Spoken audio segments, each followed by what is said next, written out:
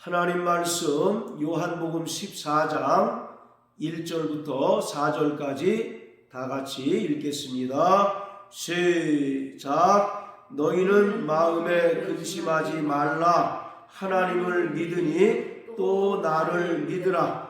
내 아버지 집에 거할 곳이 많도다. 그렇지 않으면 너희에게 일렀으리라. 내가 너희를 위하여 처소를 예비하러 가노니 가서 너희를 위하여 처소를 예비하면 내가 다시 와서 너희를 내게로 영접하여 나 있는 곳에 너희도 있게 하리라. 내가 가는 곳에 그 길을 너희가 알리라. 아멘. 성령은 보혜사입니다.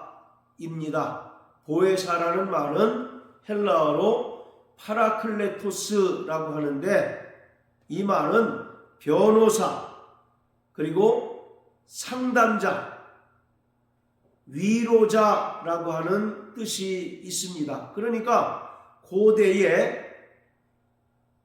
가장 가까운 곳에서 법률적인 자문이나 또 법률적으로 조언해주는 존재를 파라클레토스라고 합니다.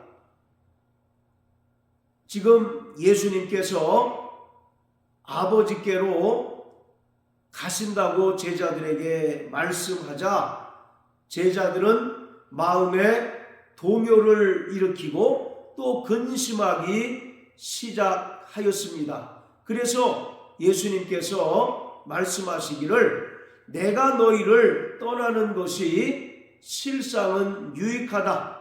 내가 너희를 떠나서 아버지께로 가면 보혜사 성령을 너희에게 보내줄 터인데, 보혜사 성령께서는 너희 안에 내주하셔서 영원히 너희와 함께 하실 것이다 라고 말씀하고 있습니다. 자, 요한복음 13장 31절부터 16절까지를 일명 고별설교라고 말합니다.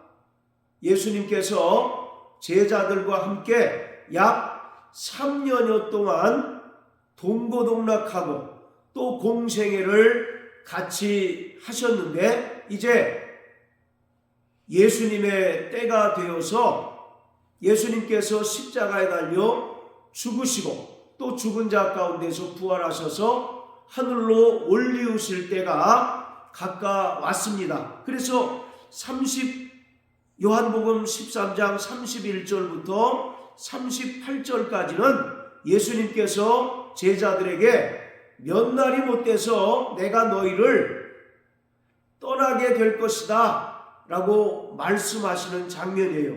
그러자 14장 1절에 보면 너희는 마음에 근심하지 말라. 하나님을 믿으니 또 나를 믿으라. 이렇게 예수님께서 말씀하십니다.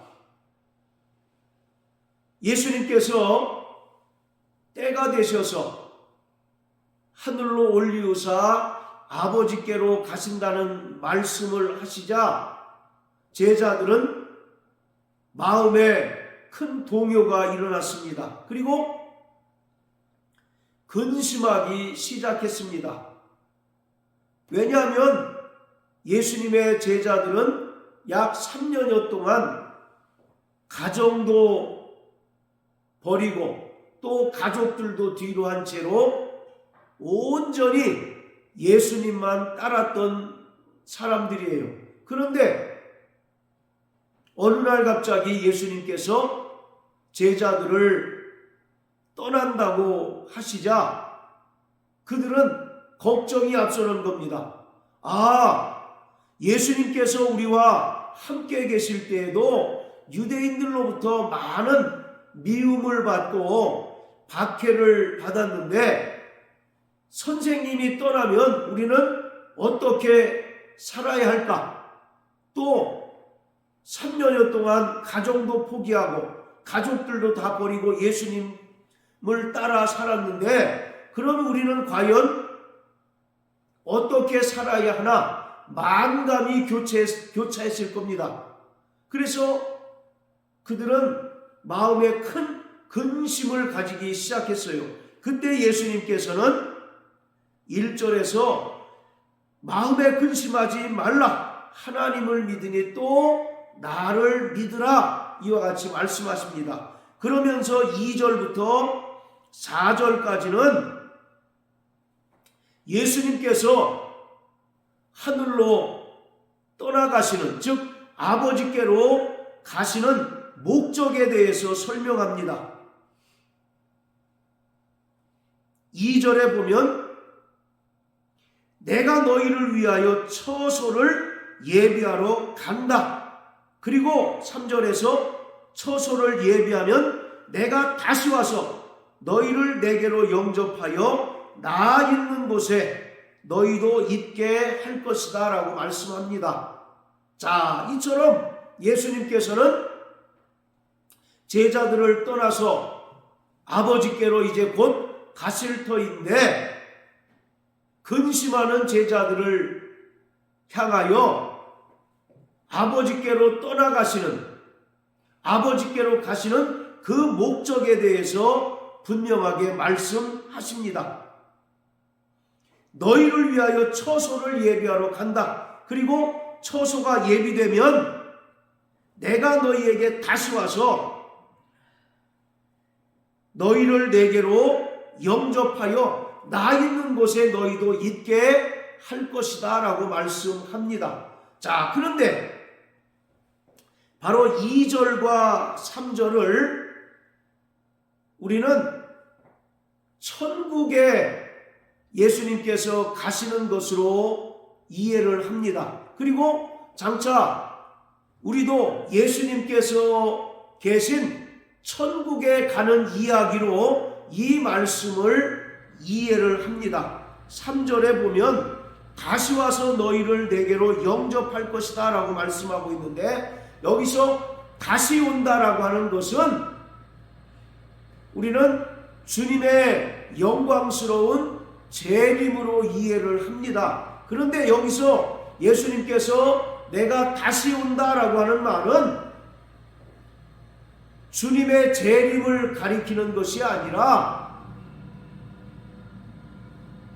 오순절 성령 강림 사건을 말하고 있습니다. 그러니까 예수님께서는 때가 되셔서 십자가에 달려 죽으시고 또 부활 승천하셔서 아버지께로 가실 터인데, 바로 보혜사 성령을 너희에게 보내줄 것이다 라고 말씀하고 있어요. 그리고 보혜사 성령이 너희에게 임하시면 너희가 거룩한 하나님의 성전이 되어서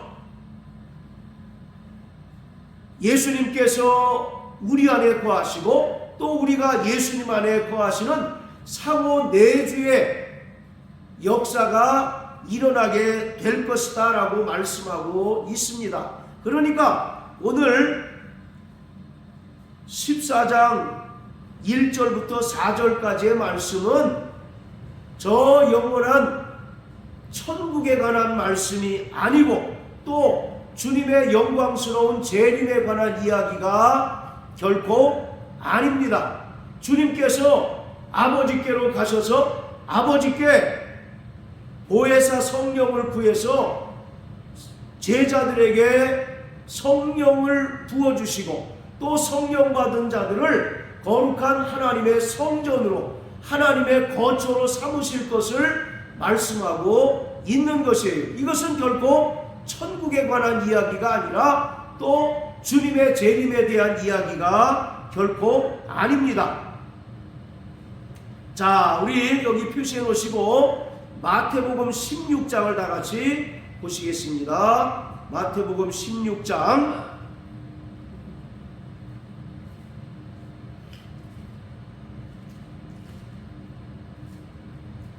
자, 27절, 28절. 자, 같이 읽겠습니다. 시작. 인자가 아버지의 영광으로 그 천사들과 함께 오리니 그 그때에 각 사람의 행한 대로 갚으리라. 진실로 너희에게 이르노니 여기 섰는 사람 중에 죽기 전에 인자가 그 왕권을 가지고 오는 것을 볼 자들도 있느니라. 이 말씀도 우리가 일반적으로는 주님의 재림을 이야기하는 것으로 이해하기 쉽습니다. 그런데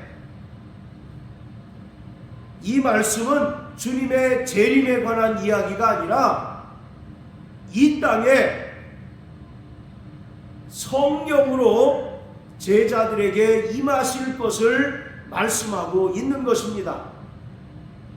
예수님께서 아버지께로 올라가셔서 아버지께 성령을 구하고 또 제자들에게 성령을 부어주실 것을 지금 말씀하고 있는 것입니다.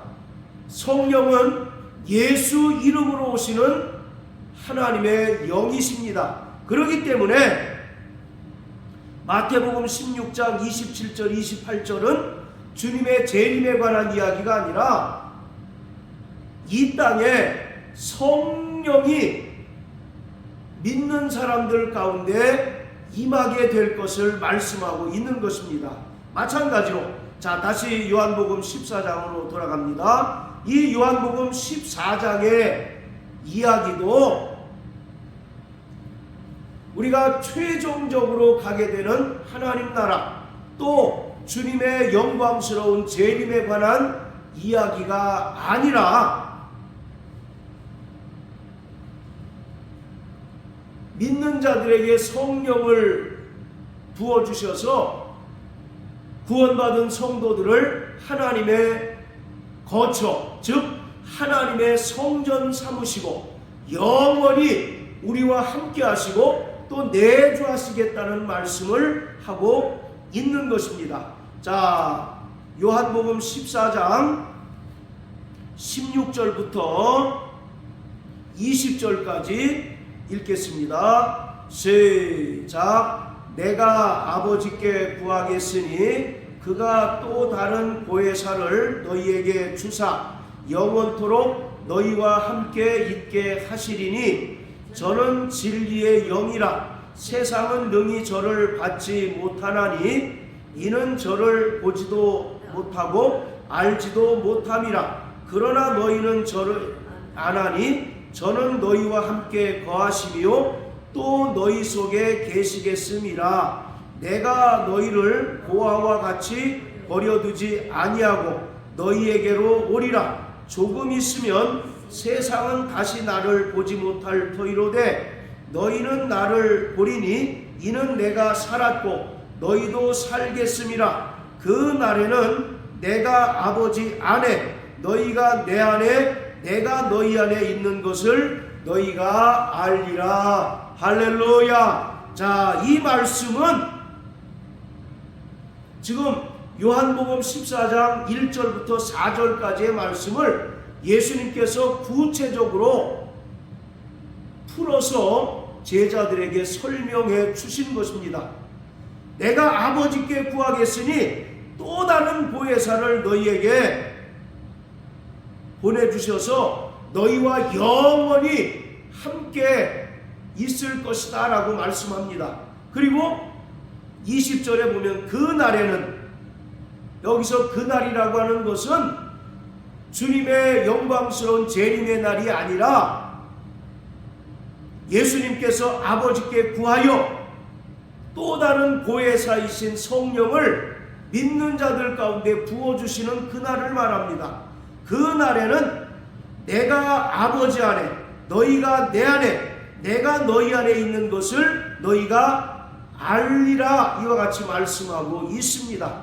자, 이처럼 예수님께서 제자들을 떠나가시는 것이 실상은 유익한 것입니다. 왜냐하면 예수님께서는 영원전부터 하나님과 함께 계셨던 하나님의 아들이시지만 이 땅에 인간과 같은 사람으로 오셨기 때문에 그가 육체를 입고 있는 동안에는 시간과 공간의 제약을 받으실 수밖에 없었습니다.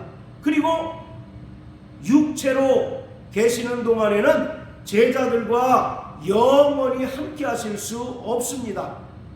그러기에 예수님께서는 하나님 아버지께로부터 받은 그 계명을 완수하기 위하여 십자가에 달려 죽으시고, 또 하나님 아버지께서 죽은 자 가운데서 다시 살리셔서 하늘로 올리우심으로써 제자들을 떠나시게 되면 예수님께서는 아버지께 구하여 보혜사 성령을 제자들에게 부어 주실 것입니다. 그래서 예수님께서 내가 너희를 고아와 같이 버려두지 않고 내가 너희에게로 오리라고 말씀하고 있습니다. 이것이 14장 3절에서 내가 다시 오겠다라는 이야기를 하고 있는 것입니다. 이처럼 바로 예수님께서는 이제 성령으로 우리 가운데 임하셔서 우리와 영원히 함께 하실 것입니다. 우리를 하나님의 거룩한 거처, 하나님의 거룩한 성전 삼으신다는 것을 말씀하고 있는 것입니다. 지금 제자들에게는 천국 이야기가 그리 큰 위로가 되지 못합니다. 왜냐하면 말씀드린 것처럼 그들은 3년 동안 예수님을 따라다녔고 많은 박해와 또 미움 속에서도 예수님을 줄기차게 따라다녔던 인물들이에요. 그리고 그들은 예수님을 따라다니면서 가정도 버리고 또 그 가족들마저 포기하고 예수님을 따랐던 사람들입니다. 그런데 어느 날 갑자기 아닌 밤중에 홍두깨라는 말이 있는 것처럼 어느 날 갑자기 예수님께서 제자들을 떠나신다라고 말씀하고 있어요. 그러한 제자들에게 장차 먼 미래에 가게 될 하나님의 나라 이야기는 결코 도움이 되지 않고 그들에게 현실적인 위로가 되지 않습니다. 그래서 예수님께서 아버지께 내가 가면 아버지께 구하여 너희에게 보혜사 성령을 부어주고 또 보혜사 성령이 너희와 영원히 함께 할 것이다 라고 이와 같이 말씀하고 있는 것입니다. 가령 예를 들어서 지금 돈이 없어서 먹을 것이 없어서 굶주린 사람이 있다고 가정해 보세요. 그런 사람에게 형제요 평안하세요, 또 하나님께 기도하세요, 저 영원한 하나님 나라가 멀지 않습니다 라고 하는 말이 큰 위로가 될까요? 안 될까요? 큰 위로가 되지 않습니다. 물론 위로는 되겠지만 당장 현실적으로 줄이고 목마르고 또 배고픈 사람에게 하나님 나라 이야기는 멀고 먼 이야기처럼 느껴지기 때문에 현실적인 위로가 되지 않는 것입니다. 이처럼 지금 당장 예수님께서 떠나서 아버지께로 가시고 또 장차 영원한 천국에서 다시 만나자라는 이야기는 제자들에게 현실적인 위로가 되지 않습니다. 그런 의미에서도 지금 14장 1절부터 4절까지 이야기는 영원한 하나님 나라인 천국 이야기가 아니고 또 예수님의 재림을 이야기하고 있는 것이 결코 아닙니다. 자, 우리 2절을 다 같이 한번 읽어보시겠어요? 2절 시작. 내 아버지 집에 거할 곳이 많도다. 그렇지 아니하면 너희에게 일렀으리라. 내가 너희를 위하여 처소를 예비하러 가노니. 자, 여기서 거할 곳이라고 하는 말과 그 뒤에 나오는 처소라고 하는 것이, 물론 헬라어는 다른 단어를 사용을 했지만 같은 의미로 사용된 것입니다. 여기서 거할 곳이라는 말은 헬라어로 모나이라는 단어가 쓰였는데, 이것은 어떤 사람들이 이야기하는 것처럼 아주 크고 궁궐 같은 대저택을 말하는 것이 아니라 거주지, 또 거할 집을 말하고 있는 거예요. 사람들은 이 거할 곳이라고 하는 단어를 마치 저 영원한 하늘에 있는 크고 아름다운 대저택으로 이해를 해서 이 땅에서 교회를 위하여 헌신하고 봉사하고 또 헌금을 많이 한 사람은 하늘에서 크고 웅장하고 화려한 대저택에서 살고, 헌금에 대해서 인색하고 또 봉사하지 않은 사람은 하나님 나라에서 마치 초가집에서 살 것이다라는 그런 비유의 말씀으로 이해하는데, 그것은 잘못된 이야기입니다. 여기서 거할 곳이라고 하는 것은 그냥 거주지, 또 거할 집을 이야기하고 있는 거예요. 사람들은 이 땅에서 헌금을 많이 하고 또 수고하고 봉사하면 하늘에서 면류관을 쓰고 웅장한 대저택에서 살고, 또 상대적으로 헌금에 대해서 인색하고 또 교회에 대해서 봉사하지 않은 사람은 하나님 나라에서 초가집에 살고 그리고 개털 모자를 쓰고 살아간다라고 이렇게 오해하는 경우가 많습니다.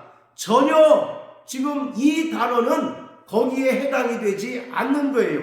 바로 거할 곳은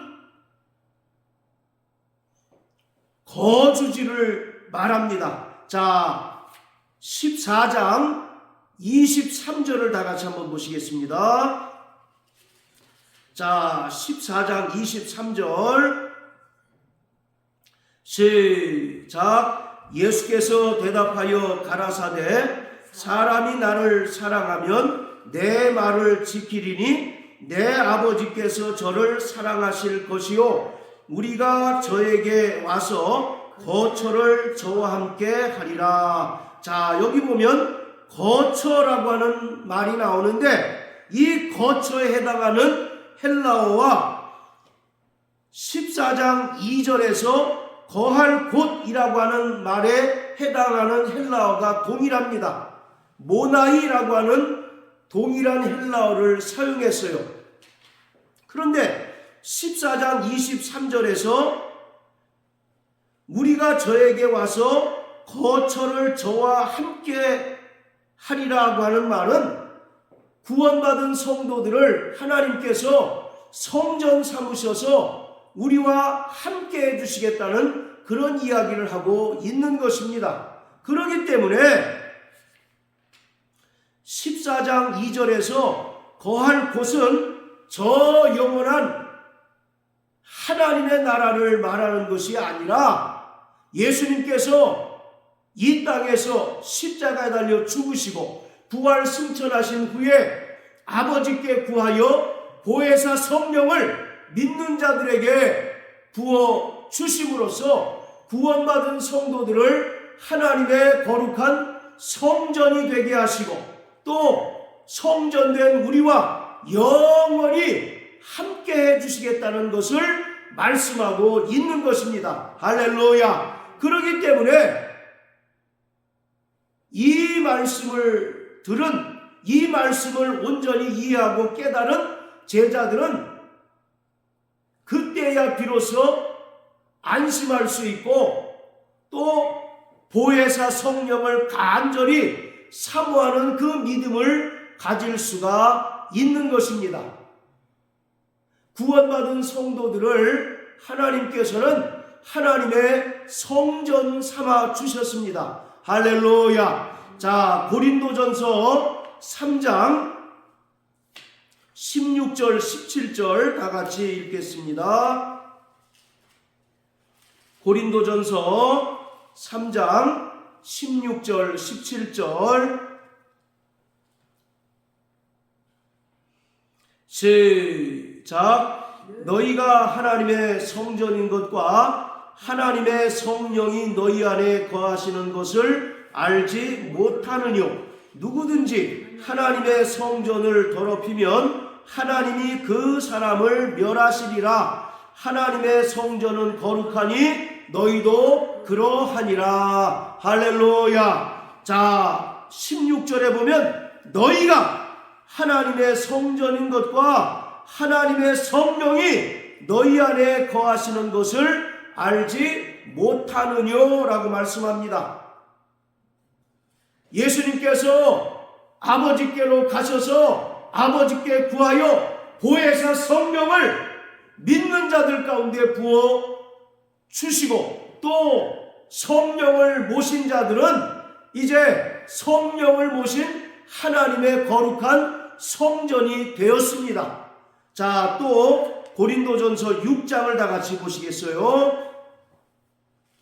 고린도전서 6장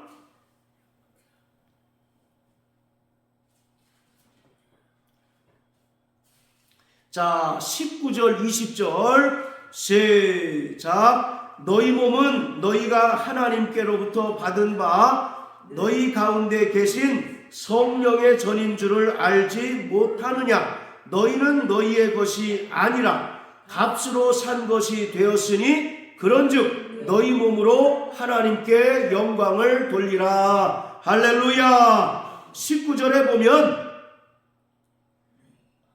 너희 몸은 너희가 하나님께로부터 받은 바 너희 가운데 계신 성령의 전인 줄을 알지 못하느냐. 여기서 성령의 전, 우리가 성령을 모심으로 말미암아 우리 구원받은 성도들의 몸이 거룩한 하나님의 성전이 되었다는 것입니다. 그렇기 때문에 성전된 성도들은 음행의 죄를 범해서는 안 되고 오직 우리 몸을 통해서 하나님께 영광을 돌리는 삶을 살아가야 합니다. 자, 또 에베소서 2장을 다 같이 보시겠어요? 에베소서 2장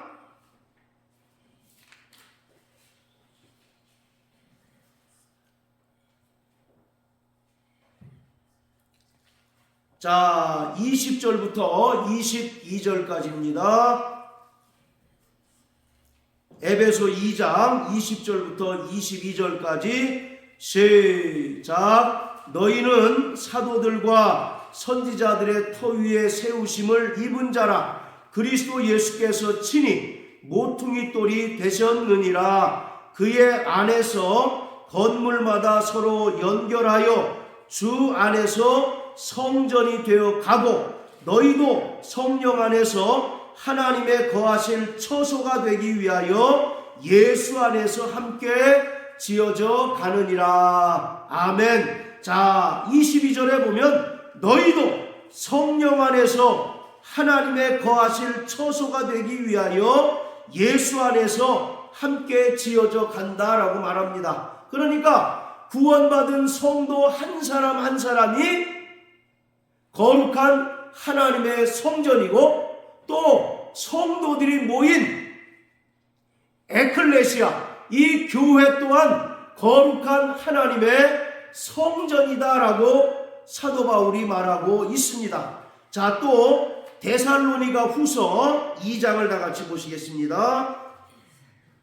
데살로니가 후서 2장